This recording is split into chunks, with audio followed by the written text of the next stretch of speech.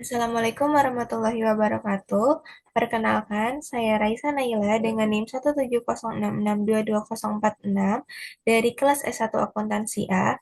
Pada kesempatan kali ini, saya akan memberikan tutorial bagaimana penggunaan e-views mulai dari membangun work file, menginput data, lalu memunculkan statistika deskriptif, analisis korelasi, dan juga analisis regresi yang telah saya pelajari pada kelas analisis data multivariat dengan Pak Surya. Nah, untuk membangun work file, kita harus membuka software eViews yang kita punya, lalu kita klik create a new eViews work file. Lalu karena data yang saya punya adalah data panel, maka kita pilih balance panel. Untuk frekuensi yang dipilih di sini ada annual, lalu start date-nya kita bisa lihat dari data yang kita punya, yaitu tahun 1935 sampai dengan 1954. Untuk number of cross section-nya itu sejumlah 20. Di sini bisa kita rename sesuai dengan apa yang kita mau.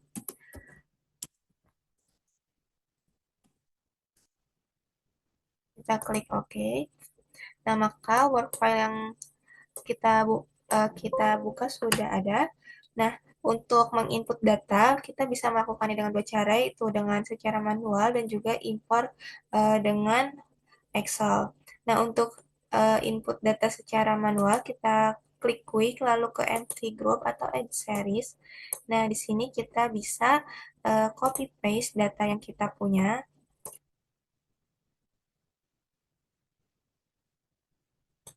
Ctrl C, Ctrl V. Nah, di sini bagian sini kita bisa rename sesuai dengan eh, nama datanya.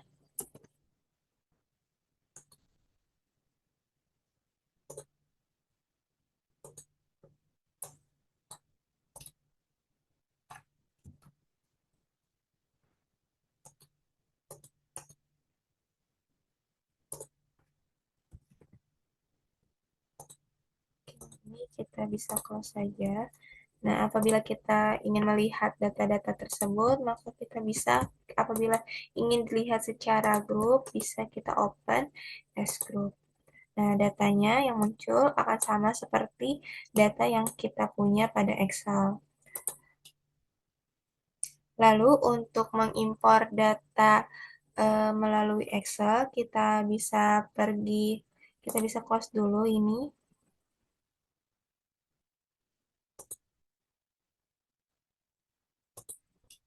Lalu kita pergi ke file, lalu ke import, import from file. Nah, kita pilih data yang kita punya.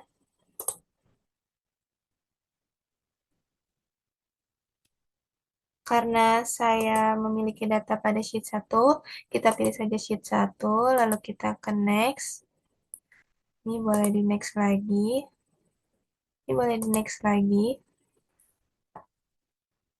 Nah, di sini kita pastikan bahwa data yang di sini adalah date panel, karena kita memiliki data panel. Oke, karena sudah sesuai, cross sectionnya itu berupa firm dan data series yang ada di tahunnya, maka kita langsung bisa finish. Kita klik yes. Nah, maka data yang kita punya, yang telah kita import, itu sudah masuk ke dalam eViews.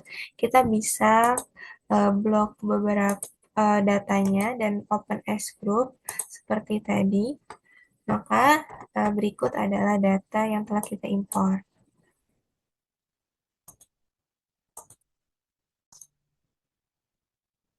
Baik, untuk berikutnya kita akan memunculkan statistika deskriptif dari data-data yang kita punya. Untuk memunculkan ukuran statistika deskriptif seperti median, dan juga lainnya, kita bisa klik quick, lalu ke grup statistik, lalu deskriptif statistik, dan individual samples. Nah, kita di sini bisa mengetikkan satu atau lebih data yang kita punya. Misalnya, saya akan mengetikkan salah satunya, yaitu NV, lalu kita klik OK. Nah, berikut adalah ukuran statistika deskriptif yang akan muncul. Nah, untuk memudahkan kita dalam mengcopy paste data, kita bisa klik freeze, lalu kita bisa blok data yang kita punya, lalu kita Ctrl C, kita klik OK. Lalu untuk copy paste-nya akan seperti ini hasilnya. Nah, lalu untuk menyimpannya kita bisa klik name, lalu kita bisa tuliskan seperti statistika underscore int. Kita klik OK. Maka tabelnya akan muncul di list work file-nya seperti ini. Lalu kita bisa close ini. Kita bisa delete juga. Lalu untuk selanjutnya kita akan menampilkan diagram untuk satu variabel dari data-data yang kita punya. Misalnya untuk memunculkan diagram garis kita bisa klik quick, lalu ke graph, lalu kita klik kita tuliskan salah satu data yang akan kita olah uh, menjadi grafik yaitu atau menjadi grafik atau diagram, kita bisa tuliskan di sini, misalnya env, kita klik OK. Lalu untuk memunculkan diagram garis, kita isikan graph type di basic type dan juga line and symbol. Kita klik OK. Maka akan muncul diagram garis seperti ini. Nah, untuk mengubahnya menjadi diagram batang, kita bisa klik template, lalu ke graph type, lalu basic type, dan juga ke bar. Lalu kita klik OK. Nah, maka akan muncul diagram batang seperti ini. Lalu untuk memunculkan diagram area, kita bisa klik kembali template, lalu kita pilih graph type dan juga area untuk basic graph type-nya. Kita klik OK. Maka diagram area yang akan muncul seperti ini. Lalu sama seperti sebelumnya, kita bisa simpan dengan melalui freeze atau kita bisa simpan langsung ke name, kita pilih contohnya diagram underscore batang yang kita klik OK. Lalu untuk memunculkan diagram untuk dua variabel, kita bisa klik quick, lalu ke grup statistik, lalu ke deskriptif statistik. Maksud saya kita klik graph, lalu pilih dua variabel dari yang kita punya. Misalnya saya akan memunculkan diagram dari INV dan juga HS. Kita klik OK. Maka akan muncul seperti pilihan seperti tadi, yaitu kita pilih aja line and symbol untuk memunculkan diagram garis. Kita klik OK. Nah, maka diagram garis yang muncul akan seperti ini. Nah, sama hal yang seperti sebelumnya, jika kita ingin mengubah menjadi diagram lainnya, kita bisa klik template. Lalu kita misalnya ingin mengubahnya menjadi diagram area, kita pilih basic graph type-nya itu area, kita klik OK. Nah, maka akan muncul seperti ini. Lalu kita klik template lagi untuk mengubahnya menjadi basic graph type-nya itu ada scatter. Kita klik OK. Nah, maka akan muncul seperti ini. Kita bisa simpan. Underscore dan juga kita klik OK. Baik, untuk berikutnya kita masuk ke analisis korelasi. Analisis ini digunakan untuk mengetahui pola hubungan antar variabel. Nah, langkah yang pertama kita bisa lakukan adalah memunculkan scatter plot dari variabel yang ada. Kita bisa klik quick, lalu ke grup statistik. Kita bisa klik graph dan kita pilih dua variabel yang akan kita analisis korelasinya, misalnya adalah HS dan juga INV.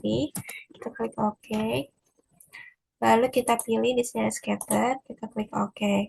Maka jika dilihat dari scatter plotnya, kita bisa lihat sedikit kemiringan ke arah kanan atas yang menunjukkan bahwa terdapat hubungan positif antara HS dan juga INV. Artinya semakin tinggi HS-nya, maka semakin besar juga INV-nya. Lalu kita bisa lihat juga dari tabel koefisien korelasinya melalui grup statistik, lalu kita ke correlation-nya. Lalu kita bisa ketikkan hal yang sama seperti sebelumnya, yaitu HS dan juga INV. Kita klik OK. maka dapat kita lihat bahwa nilai koefisien korelasinya itu adalah eh, positif 0,582621. Nah, ini bisa kita freeze, lalu kita bisa name untuk kita simpan. Contohnya itu ada tabel, kalau kita klik korelasi underscore HS dan juga INV. Kita klik OK. Ini bisa kita delete. Lalu ini bisa kita simpan juga. Kita klik name, lalu kita ke sketchpad HS underscore INV. Kita klik OK.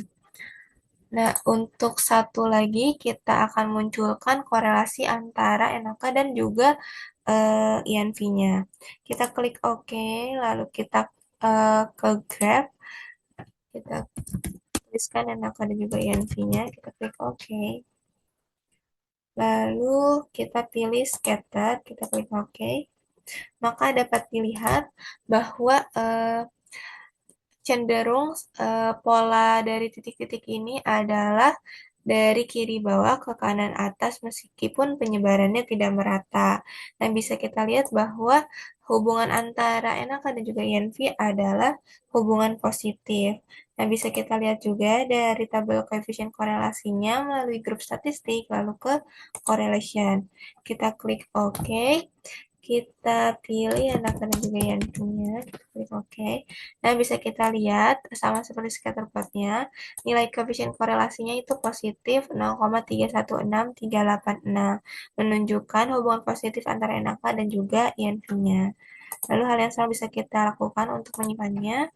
Kita klik, kita isikan korelasi.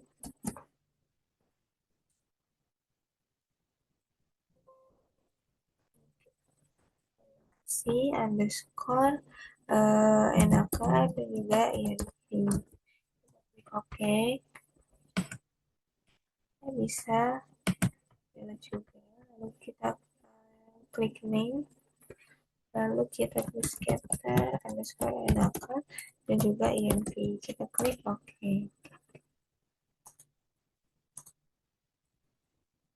Berikutnya kita masuk ke analisis regresi. Jadi analisis regresi ini digunakan sebagai alat untuk memperoleh suatu hubungan antara variabel.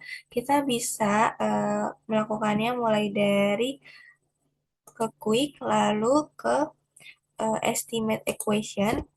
Dan kita bisa tuliskan di sini variabel y-nya misalnya adalah INV, lalu kita klik C sebagai korelasi, lalu kita klik HS sebagai X1-nya dan juga NaK sebagai X2-nya. Lalu kita pastikan kita memilih LS atau least square, kita klik OK.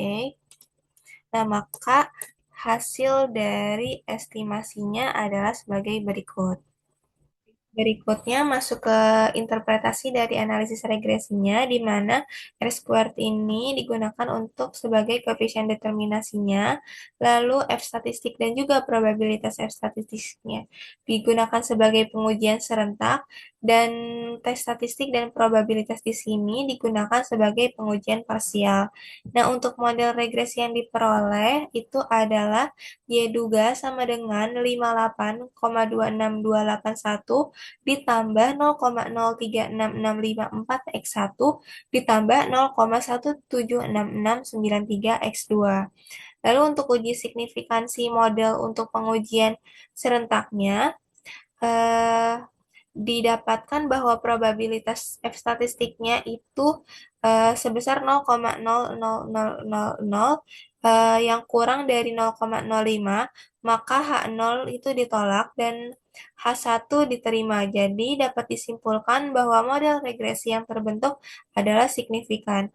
Lalu untuk uji signifikansi model untuk pengujian parsialnya, di mana untuk pengujian untuk X1-nya atau HS-nya terdapat probabilitas tes statistiknya itu sebesar 0,0000, yang mana ini kurang dari 0,05, maka H0 ditolak dan H1 diterima. Jadi dapat disimpulkan bahwa HS sebagai X1 memiliki pengaruh yang signifikan terhadap INV sebagai nilai Y-nya.